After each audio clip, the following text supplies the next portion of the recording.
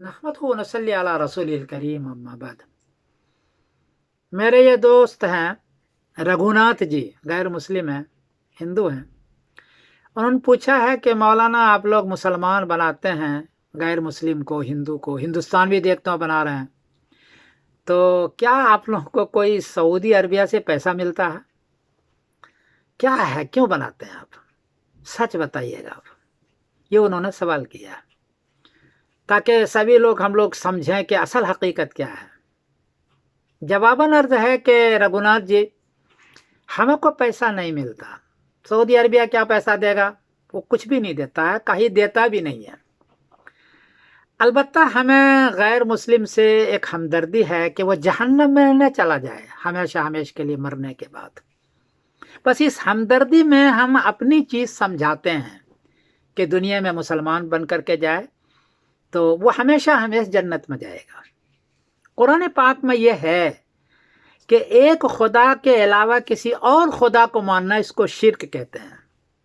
خدا ایک ہے، بھگوان ایک ہے، لیکن کسی اور کو آپ خدا مان لیں، دیوی کو، دیوتا کو، پہاڑ کو یا کسی اور کو، تو اس کو شرک کہتے ہیں۔ اور قرآن پاک میں ہے کہ شرک کو اللہ تعالیٰ کبھی بھی معاف نہیں کریں گے۔ اس کا مطلب یہ ہے کہ ہمیشہ ہمیشہ وہ جہنم میں رہیں گے، ہمیشہ ہمیشہ۔ آیت ہے ان اللہ لا یغفر ان یشرک بہ ویغفر ما دون ذلک لمن یشاء، سورۃ نساء میں ہے 4 اور آیت نمبر ہے 116، کہ جو اللہ کے علاوہ کسی اور کو مانے گا وہ شرک ہے اور اللہ معاف نہیں کریں گے۔ ایک بات یہ ہے۔ دوسری بات یہ ہے کہ اللہ کے علاوہ کو پوجنا، ایک اللہ کے علاوہ کو پوجنا، رکوع کرنا، سجدہ کرنا،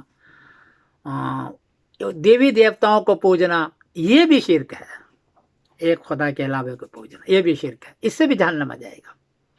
اور تیسری بات یہ ہے کہ اللہ کے علاوہ سے ضرورت مانگنا، موت، زندگی مانگنا، شفا مانگنا، اولاد مانگنا، بارش مانگنا، یہ بڑی بڑی چیزیں جو مانگنا، جس کو کہتے ہیں حاجت مانگنا، اللہ کے علاوہ سے کسی سے بھی مانگنا، یہ بھی شرک ہے۔ تو دو خدا ماننا شرک ہے، اللہ کے علاوہ کسی اور کی عبادت کرنا، پوجنا، دیوی دیوتاؤں کو پوجنا، یہ بھی شرک ہے، اور اللہ کے علاوہ سے مانگنا یہ بھی شرک ہے۔ یہ تینوں چیزیں شرک ہے اور اس کو کبھی اللہ معاف نہیں کریں گے۔ ہمیں یہ بتایا گیا قرآن پاک سے کہ کوئی بھی ایسا ہوگا تو ہمیشہ ہمیشہ جہنم میں جائے گا۔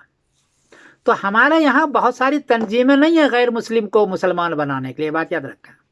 تنظیمیں نہیں، ہم لوگ تو اپنے ہی کو سمجھاتے ہیں، اپنے مسلمان کو ہی سمجھاتے ہیں، غیر مسلم کو تو سمجھاتے ہی نہیں۔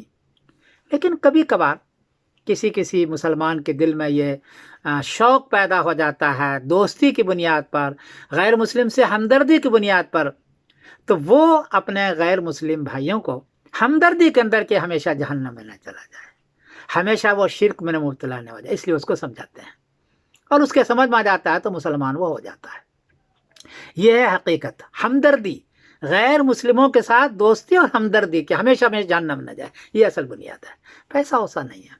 ہمارے ایک دوست ہے یہاں غیر مسلم، مسلمان ہوا ہے، گورا ہے، تو فاروقی صاحب اس کا نام ہے۔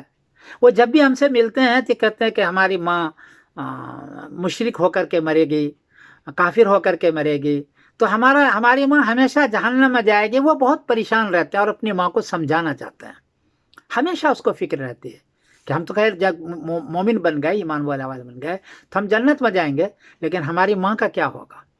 تو یہ وہ ہمدردی ہے ہمارے ہندو بھائیوں کے ساتھ مسلمانوں کو، اس لیے یہ سمجھاتے ہیں اور مسلمان بناتے ہیں۔ ہمیں پیسہ ویسا نہیں ملتا، بلکہ ہمیں تو بعض مرتبہ جب مسلمان ہو جاتے ہیں تو یہ نادار ہوتے ہیں، گھر بار کو چھوڑے ہوتے ہیں، تو ہمیں ان کو روٹی کھلانا پڑتا ہے، ہمارے الٹا نقصان ہوتا ہے، فائدہ کچھ نہیں، آخرت کا فائدہ سمجھ لو، ورنہ یہ ہمدردی میں ایسا کرتے ہیں۔